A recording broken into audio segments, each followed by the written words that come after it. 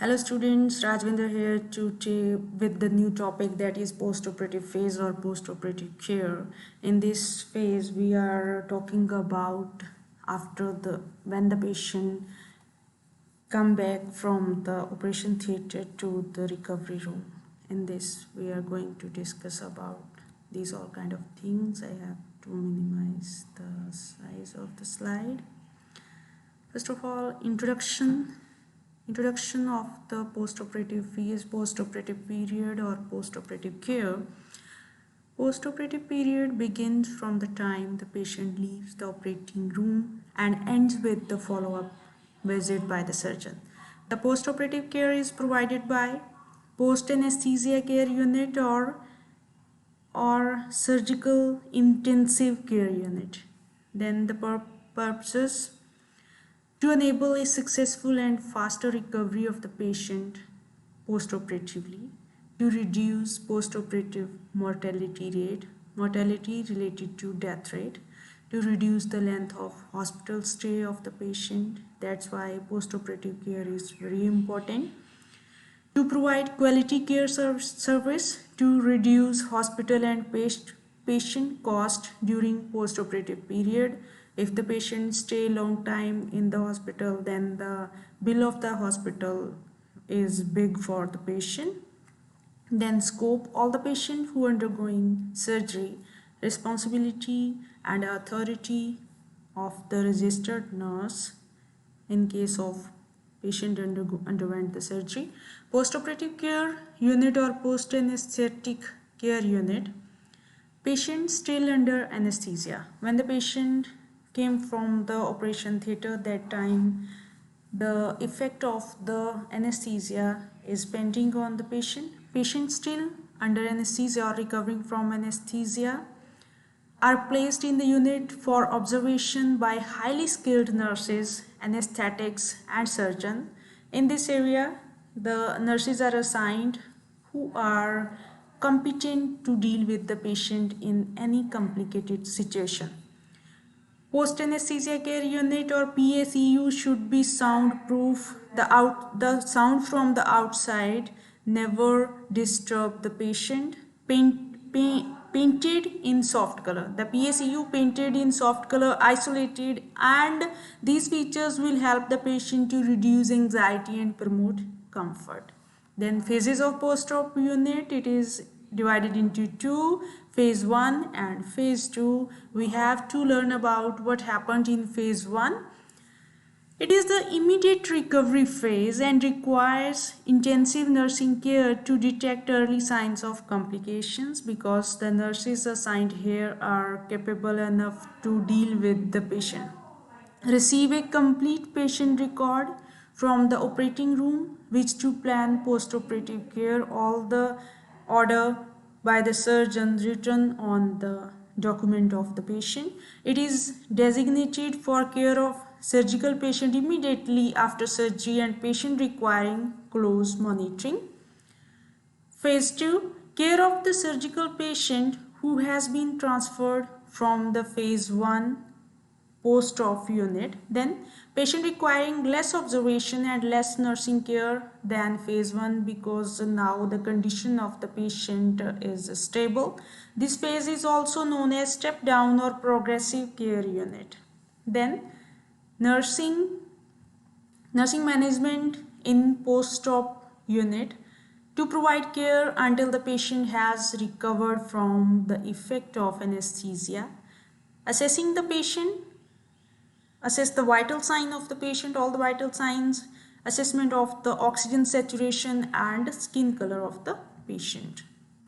The next is keep monitoring vital signs continuously till the discharge of the patient. Then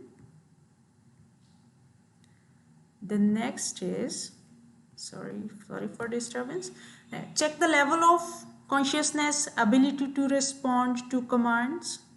Then maintain intake and output to prevent from hypovolemic shock, which occur because of reduce the fluid or blood in the patient.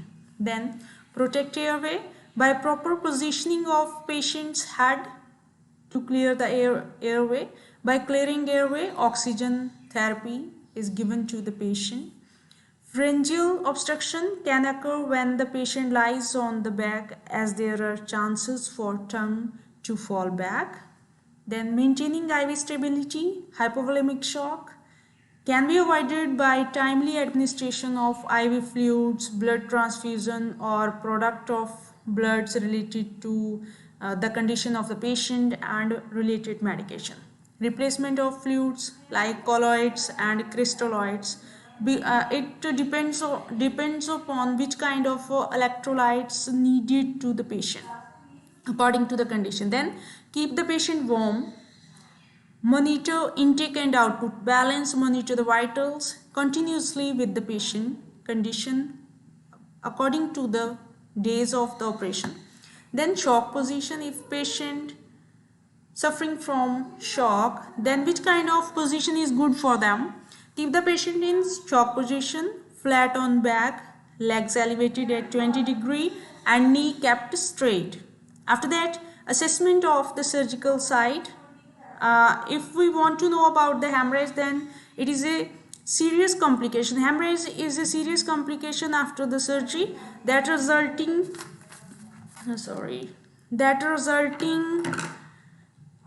death. It can occur in immediate postoperatively or or up to several days after surgery. Okay, then if left untreated, cardiac output decreases and blood pressure and HB level will fall rapidly. The next is blood transfusion if necessary. The surgical site or incision should always be inspected to detect the hemorrhage, to detect the bleeding. If bleeding occur, then pressure dressing are placed on the affected area. If the bleeding is concealed means if the bleeding is hidden, not appear on the outside, not appear on the dressing, then the patient is taken in or for emergency exploration of concealed hemorrhage in body cavity. After that, keep the patient warm. How?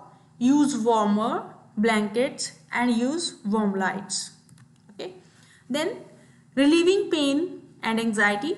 Administer opioid analgesics as per doctor's order. Epidural anesthesia, NSAIDs, non-steroid anti-inflammatory drugs.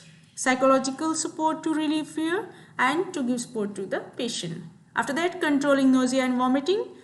These are common problem in post-operative period. Medication can be administered as per doctor order.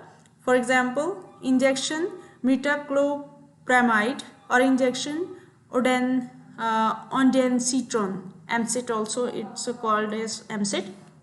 Then the discharge from the post-operative unit. Discharge from the patient post-operative unit. A patient remains in the post-op unit until the patient has fully recovered from anesthesia. Then following measures are used to determine the patient ready for discharge from post-operative unit. Which kind of determine? That is stable vital signs, orientation of the patient regarding the person, place, time or events, adequate oxygen saturation of the patient, urine output are normal, that is 30 ml per hour, the pain is reduced, adequate respiratory system function adequately, then Aldrich score more than 9. Aldrich score related to the Aldrich score related to the patient when he comes to the conscious state, and I have this on the next slide. I can explain this. Aldrich score. What happened in this? It is post anesthesia score. The total score is 8 to 10. 10 is the maximum point, but the normal range is 8 to 10 is necessary. What kind of things we are measuring this? In this we can see the circulation, consciousness, color, respiration and activity. If the BP is 20% as per the anesthetic level, especially systolic BP, then we give the 2 point. If it is between 20 to 50%, then 1 score. If more than 50, then 0. Conscious, unconscious, if the patient is awake or conscious, he know about the time, place and person, then we provide the 2 score. If arousable on calling, if he awake when we call by his name, then we give the 1 point. If not responding, then 0. In case of color, if the skin is warm, dry skin, then pre-procedural coloring, then it is 2 point. Pale, dusky, blotchy, jaundiced or other, it's 1. If cyanotic, if bluish color, then 0. After that, respiration, able to deep breathe and cough freely, then 2 score. If dyspnea, difficulty in breathing or limited breathing, epic, then 1 score. If the breathing is very less, then 0. After that, activity, if able to move 4 extremities, 2 legs or 2 arms, then 2 score. Then able to move 2 extremities, 1. Able to move 0 extremities, 0 score. The normal range is 8 to 10. If the patient has a 9 score, then it is very good for the patient. That time we can give discharge to the patient. Then teaching and patient self-care. Expected outcomes, immediate post-operative changes, written instructions. Which kind of written instructions given to the patient, like how he care the wound, which kind of activity the patient have to do, then dietary recommendation according to the condition, medications, how many times he used the medication in the day, then follow-up if needed, or the general follow-up after the surgery. Thank you very much. If you have any doubt, kindly inform me. I'll feel happy to help you. Thank you very much.